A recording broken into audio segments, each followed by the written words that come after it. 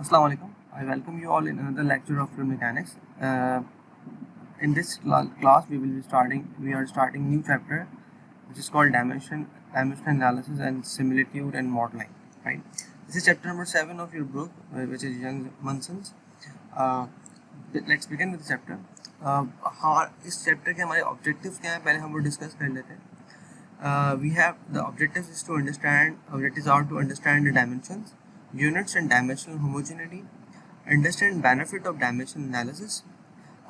ठीक है, डायमेंशंस के बारे में तो आप में से बहुत सारे लोग जानते हैं. यूनिट्स भी क्या होते हैं हम तुम्हें सबको पता है.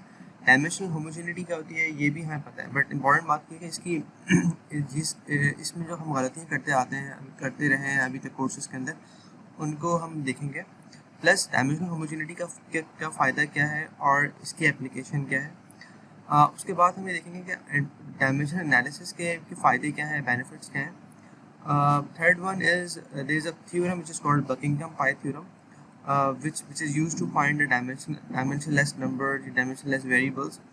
उनको हम देखेंगे कि हम उसको कैसे इस्तेमाल करते हैं और कैसे उस मदद से dimensionless numbers निकाल सकते हैं.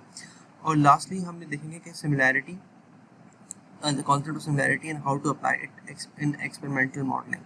So this chapter is really important as far as the modeling is concerned, as far as the experimental designing is concerned. So let's begin. First of all, हम देखते हैं कि dimension क्या होती है. A dimension is a measure of physical quantity without numerical values. For example, while a unit is a way to assign a number to that dimension. For example, we have dimension which is mass, length, time, temperature, electric current, amount of light, amount of matter. These are all physical quantities, a measure of. For example, mass जो है वो it could be pound, it could be mouse, it could be slug. Length जो है now mass जो है वो dimensional एक physical quantity है, मगर इसके यूनिट जो है वो डिफरेंट हो सकते हैं. वो किलोग्राम हो सकता है, पाउंड हो सकता है, स्लग्स हो सकते हैं. सिमिलरली लेंथ एक डायमेंशन है, उसका सिंबल जो है एल है, उसके यूनिट जो है मीटर हो सकते हैं, फीट हो सकते हैं, सेंटीमीटर हो सकते हैं, and so on so forth. तो dimension is a measure of physical quantity. Physical quantity क्या है कि मास की एक डेफिनेशन है, राइट, और without a numerical values. But the unit जो है वो यूज़ किया जाता है ताकि हम उसको एक असाइन करें. फॉर एग्जांपल अगर मास की बात करते हैं तो 5 kg, तो 5 kg is actually explaining something that the physical quantity mass is being represented, और वो जो भी अंडर कंसिडरेशन सिस्टम है उसका मास जो है वो 5 kg है. सो हमारे पास जो फंडामेंटल डायमेंशंस हैं वो है mass, length, time, temperature, current, amount of light and amount of matter. इनके units kilogram, metre, second, kelvin, ampere, candela और मोल होते हैं. All non-primary dimension can be formed by one combination of the 7 primary dimensions. So ये basic revision है जो basically आप पहले देख चुके हैं अपनी इनिशियल प्राइमरी क्लासेस के अंदर या एलिमेंट्री क्लासेस के अंदर. आपके पास जो प्राइमरी डायमेंशंस होती हैं वो फर्दर डिवाइड नहीं हो सकती, बट प्राइमरी डायमेंशन से आपके पास नॉन प्राइमरी या सेकेंडरी डायमेंशन बन सकती हैं. मिसाल के तौर पर आपके पास अगर मैं बात करता हूँ वेलोसिटी के यूनिट जो है मीटर पर सेकेंड, या velocity is a combination of length upon time. तो it's a combination of two fundamental या primary dimension which is length and time. तो वेलोसिटी जो है वो नॉन प्राइमरी डायमेंशन हो गई, plus it is also called a secondary dimension. Moving forward, for example, if you have force, so force sometimes is considered, force is actually a non-primary dimension or secondary dimension because it has mass, it has acceleration, and acceleration itself has length and time. तो force के अंदर 3 different dimension है, mass, length and time. But usually होता क्या है कि हम fluid mechanics में आमतौर पर force को as a primary dimension consider कर लेते हैं. But although fundamentally it's not a primary dimension, but अपनी आसानी के लिए, बिकॉज फोर्स जो है वो इतनी दफ़ा इक्वेशन में आती है कि हम अज्यूम कर लेते हैं कि फोर्स जो है वो एक प्राइमरी डायमेंशन का, हम उसको फिर एफ से रिप्रेजेंट करते हैं. जैसे यहाँ पे हम एम से रिप्रेजेंट करते हैं, एल से और टी से रिप्रेजेंट करते हैं. डोंट गेट कंफ्यूज कि फोर्स जो है वो प्राइमरी डायमेंशन कैसे है. Force is not a primary dimension, but हम फ्लूइड मैकेनिक्स में कभी कभी न्यूमेरिकल को सॉल्व करते हुए फोर्स को भी as a primary dimension consider कर लेते हैं. Now, dimension analysis. This is a very important concept. First of all, analytical method हम क्यों यूज़ करते हैं dimension analysis. Analytical method of solution for a fluid problem are not always satisfactory due to. अच्छा, analytical method का मतलब क्या है? Analytical method का मतलब ये है कि आप कोई मैथमेटिकल इक्वेशन सॉल्व कर रहे हैं। फॉर एग्जांपल, अगर मेरे पास एक इक्वेशन है f=m है, तो f=m में जो है वो एक इक्वेशन है, उसको अगर मैं डिफरेंशियल फॉर्म में लिखूंगा तो ये हो जाएगा f=m dv/dt। अगर मैं इस इक्वेशन को सॉल्व करता हूँ mathematically by applying different methods of solving differential equations, तो this is called analytical method. जो भी आप मैथमेटिक्स करते हैं, this is called analytical method, but problem here is limitation due to simplification. हमारे पास एनालिसिस जब हम करते हैं तो आमतौर पर हम इक्वेशंस को सिंप्लीफाई कर लेते हैं। Although f=m is a very simple equation, but there are lots of equations, for example Navier-Stokes equation and other equations which are rather complex। उन कॉम्प्लेक्स इक्वेशन को जब हम सिंप्लीफाई करते हैं तो उससे हमारे पास जो रिजल्ट्स हैं उनकी एक्यूरेसी पर फर्क पड़ता है। अच्छा, दूसरी एक और बात ये कि डिटेल एनालिसिस जब हम किया जाता है तो हमारे पास ज्योमेट्रिकल और फिजिकल कॉम्प्लेक्सिटी बहुत बढ़ जाती है। जब हम कोई एनालिसिस करें और डिटेल एनालिसिस हो, तो हमारे पास अगर ज्योमेट्री तब्दील हो रही है या फिजिकल उसकी जो उसकी कंडीशंस हैं या वो डिफरेंट है या बहुत ज़्यादा है, तो आपके पास उसका एक्सपेंस बहुत बढ़ जाएगा। तो it's really a very you can say very expensive या मनी इंटेंसिव एनालिसिस और प्रोसीजर। अच्छा, इसका जो कॉमन ऑल्टरनेटिव है वो है एक्सपेरिमेंट कर लीजिए। हम इक्वेशन मैथमेटिकली सॉल्व करते हैं बल्कि हम एक्सपेरिमेंट करते हैं, ठीक है, और फिर हम उसको उन एक्सपेरिमेंट की वेरिफिकेशन करते हैं with the use of computation fluid dynamics CFD। तो this is not the topic of our discussion right in this class, but problem क्या है कि जब हम एक्सपेरिमेंट करते हैं तो एक्सपेरिमेंट के इश्यूज क्या हैं कि एक तो ये तो टाइम कंज्यूमिंग बहुत होता है, बहुत टाइम लेता है, डायरेक्शन नहीं होती, हमारे पास it's really difficult to design experiment, और ये बहुत एक्सपेंसिव होता है। एक्सपेरिमेंट्स एक्सपेंसिव कैसे होते हैं हम इसको आगे डिस्कस करेंगे। तो हमारे पास एनालिटिकल मेथड और एक्सपेरिमेंटल मेथड्स का जो ड्रॉबैक है या जो उसको मसला है वो ये है कि एक तो ये कॉम्प्लेक्स हो जाते हैं एनालिटिकल मेथड, और एक्सपेरिमेंटल मेथड जो है वो आपके पास टाइम कंज्यूमिंग होते हैं और एक्सपेंसिव होता है। तो इसका इन तमाम मसलों का जो हल है वो है basically dimension analysis. Dimension analysis है क्या? It's a method of reducing the number and complexity of the experimental variable. अच्छा, एक्सपेरिमेंटल वेरिएबल से मुराद क्या है?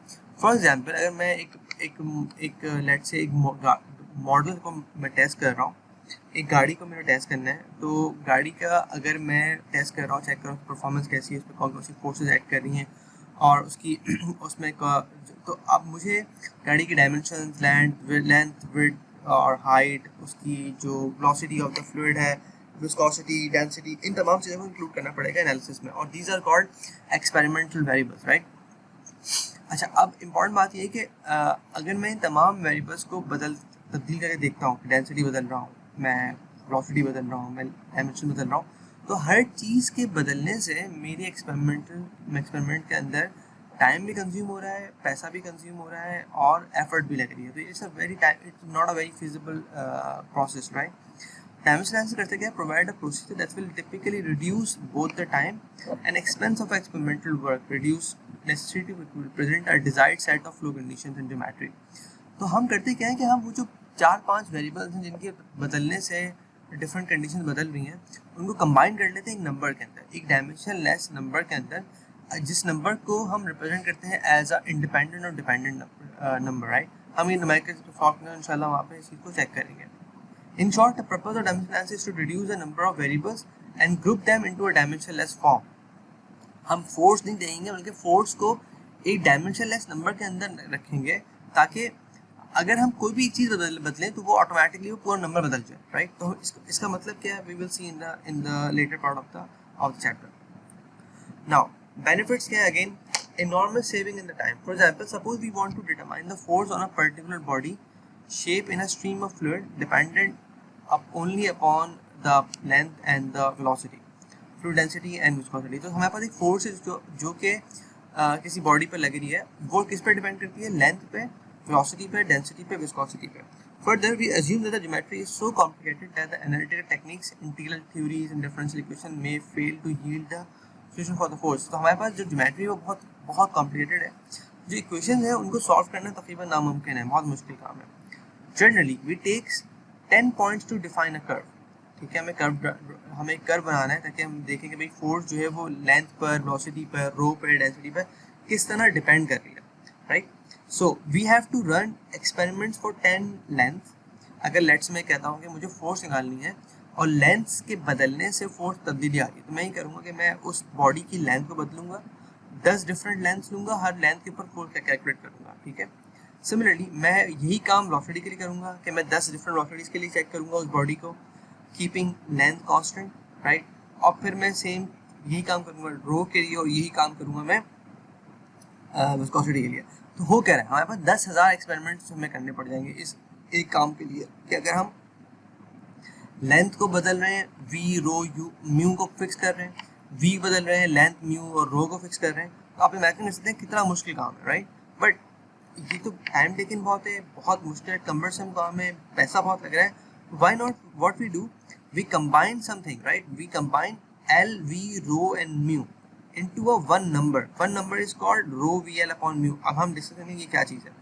This is the combination of number, एक दिस इज द कॉम्बिनेशन एक ऑफ अ वेरिएबल, एक variable, इस पूरे को हम एक सिंगल वेरिएबल कंसीडर कर लेते हैं कि rho V L upon mu, this is these are all representing the independent variables, और F upon rho V square L square ये एक वेरिएबल बन गया। This is a dependent variable कि इनके बदलने से एफ बदलती है। बट होता क्या है कि अगर हमारे पास इसको हम डायमेंशन एनालिसिस जरिए एक इक्विवेलेंट फॉर्म में ले आए, what we will get, we will get this number, right, which is a combination of these number.